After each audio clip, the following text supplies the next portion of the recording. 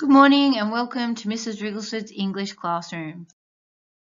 Okay, so the resource that I've created is a Wix website. I'll just be taking you through lesson 1 today. There's 3 points of why I've created this resource to help students. Okay, so jumping right in, we've got lesson 1 just here. Students just click on the lesson 1 tab.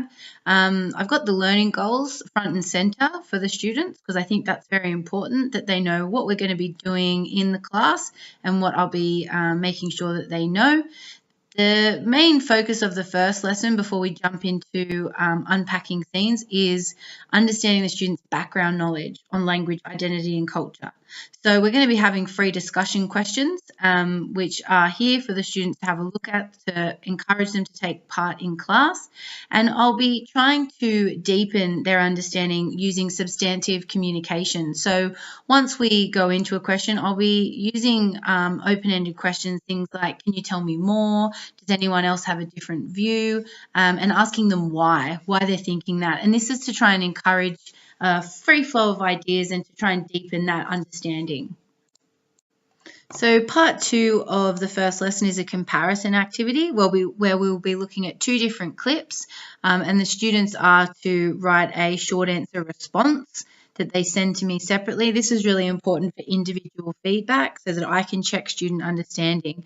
So the 2 clips that we've got here is Avalon Now and Howzos.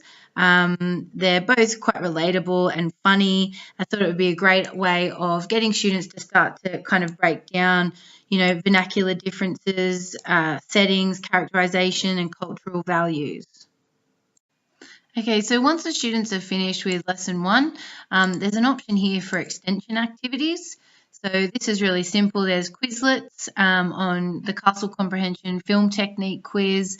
They can also start unpacking some scenes using this QR code. All they do is just scan it on their phone. It takes them to the scene, which I've also given them some suggestions of what we're looking for with film techniques. And there's another scene. So this is things we'll be doing in class, which they're welcome to kind of get a jump start on. I use QT to guide this lesson and the resource that I've created. I'm trying to hit a number of elements for students. I've mentioned quite a few of them, but also there's social support, student direction, self-regulation. The website is important, minimizing time spent behavioral issues in class, kids that just want to kind of keep going, they've got that option.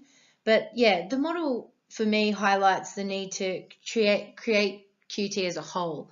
I don't want to just focus on 1 or 2. I want to really focus on the whole QT framework to just draw my attention to the relationship between the elements.